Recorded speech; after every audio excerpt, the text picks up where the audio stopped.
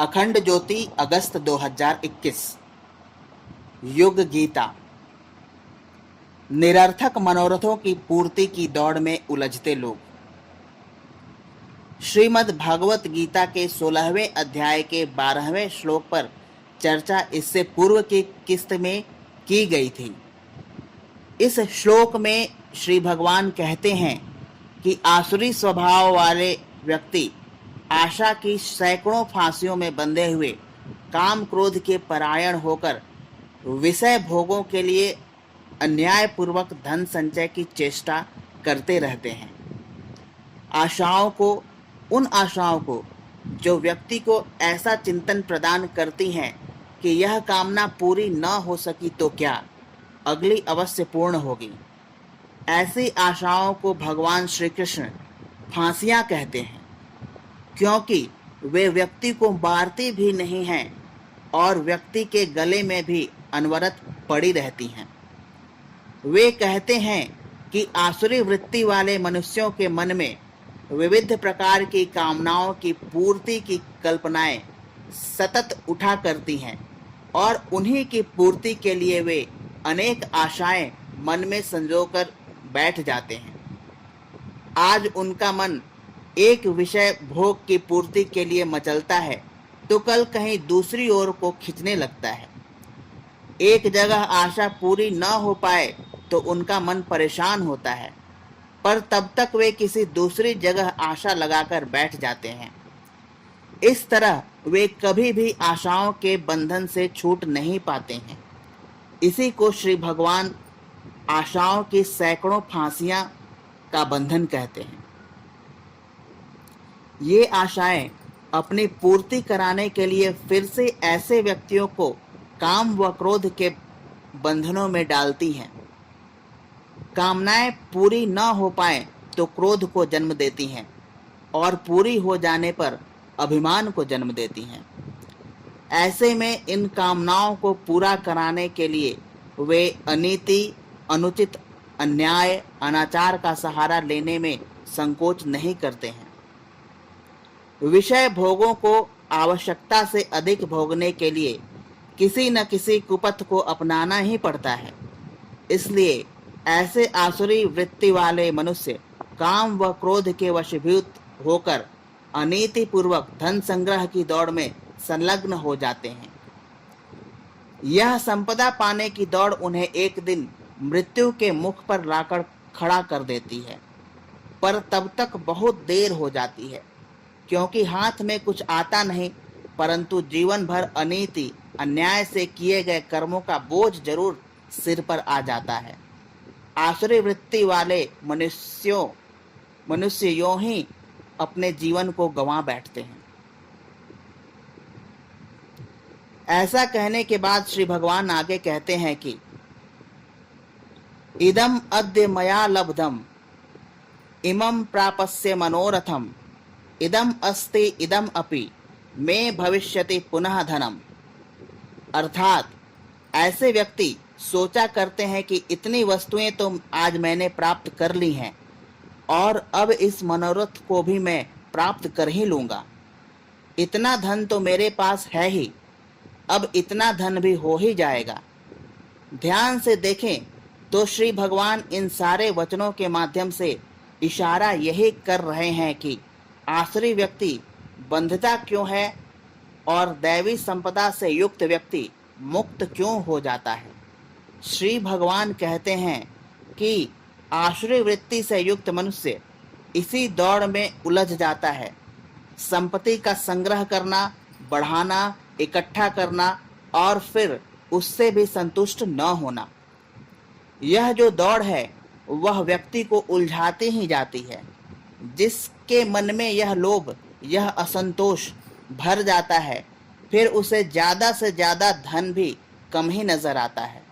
लोभी को, लालची को, संग्रही को ज्यादा से ज्यादा धन भी कम ही लगेगा, क्योंकि उसके मन में संतोष नहीं है। इसके विपरीत संतोषी व्यक्ति को सदा लगेगा कि जो भी मेरे पास है वह भी ज्यादा है, वह भी चला जाए तो कोई हर्ज नहीं। संतोषी सब कुछ खो करके भी खुश है और लोभी सब कुछ पाकर के भी दुखी है। प्रसिद्ध बोध कथा आती है कि एक नगर में एक लकड़हारा रहता था। बहुत धन उसके पास न था। रोज की रोटी के लिए रोज ही परिश्रम करना पड़ता था, पर उससे उसको कोई परेशानी न होती थी। उल्टा वह उस परिश्रम को करके प्रसन्न ही रहा करता था।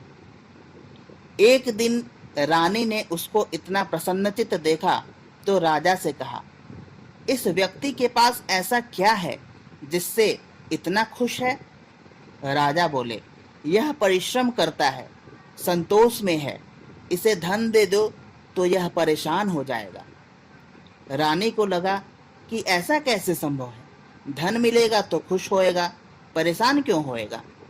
रानी को सत्य का साक्षात्कार कराने के लिए राजा ने उस लकड़हारे के घर में एक सोने की अशर्फियों से भरी हांडी रखवा दी।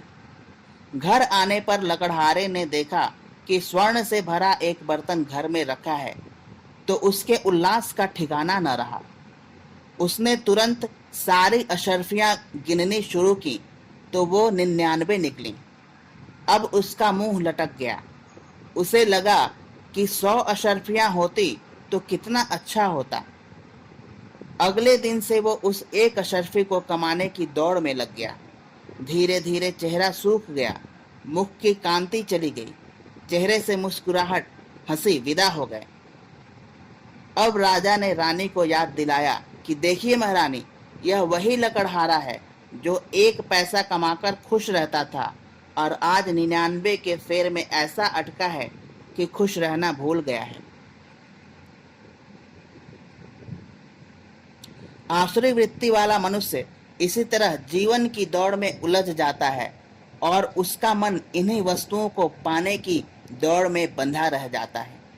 श्री भगवान कहते हैं कि ऐसी प्रवृत्ति वाले मनुष्य सोचते हैं कि आज इतनी वस्तुएं तो प्राप्त कर ली हैं, कल इस शेष मनोरथ को भी पूरा कर लेंगे। सत्य तो यह है कि वो कल कभी भी नहीं आता। ऐसा नहीं है कि इस भवबंधन से मात्र अमीर बंधते हैं। इस बंधन से वे भी बंध जाते हैं जिनके पास धन अभी नहीं भी है। एक को जो मिला है वो कम जान पड़ता है और दूसरा इस आशा में दौड़ा चला जा रहा है कि शायद कल मिल जाए। शाश्वत सत्य तो यही है कि जो अपने को जितना चीजों से जोड़ेगा उतने गहरे बंधन में गिरेगा और जो अपने को जितना चीजों से तोड़ेगा वह उतना ही मुक्त होगा। इस संसार में मार्ग 2 ही हैं, पदार्थ का और चेतना का। एक पदार्थ को खोजने का, धन को इकट्ठा करने का, वस्तुओं के संग्रह का पथ है तो दूसरा चेतना में डूबने का, उसके परिष्कार का व उसके रूपांतरण का पथ है। पदार्थ का संग्रह संसार में अटकाता है, बंधन का कारण बनता है और आसुरी वृत्ति वाले मनुष्यों की परिभाषा बनता है। चेतना के रूपांतरण का पथ मुक्ति का मार्ग है, परमात्मा तक पहुंचाता है और दैवी संपदा से युक्त व्यक्तित्वों के व्यक्तित्व को शोभायमान करता है। सच पूछें तो धन की खोज, इन मनोरथों को पूरा करने की दौड़ बच्चों के खेल से ज्यादा नहीं है। बच्चे कंकड़ पत्थर इकट्ठा करके खुश होते हैं तो बड़े सिक्के और नोट इकट्ठे करके खुश हो जाते हैं।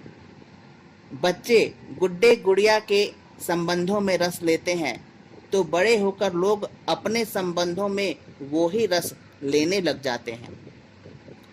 बचपन से लेकर बुढ़ापे तक व्यक्ति ऐसे ही व्यर्थ की चीजों के पीछे भागता रहता है। बस नाम, रूप और आकार बदल जाते हैं। यह दौड़, यह पागलपन मात्र तब समाप्त होता है जब भीतर की यात्रा शुरू हो जाती है। जैसे ही हमारी चेतना बाहर के भटकावों को त्याग कर आंतरिक उपलब्धि की ओर बढ़ना आरंभ करती है, वैसे ही असली संपदा को पाने के अधिकारी हम बन जाते हैं। आसुरी वृत्ति वाले नकली संपत्ति के पीछे दौड़ते हैं और जीवन को भटकावों में उलझाते हैं, तो वहीं दैवी वृत्ति वाले असली संपत्ति को अपना आभूषण बनाते हैं। क्रमशः समाप्त।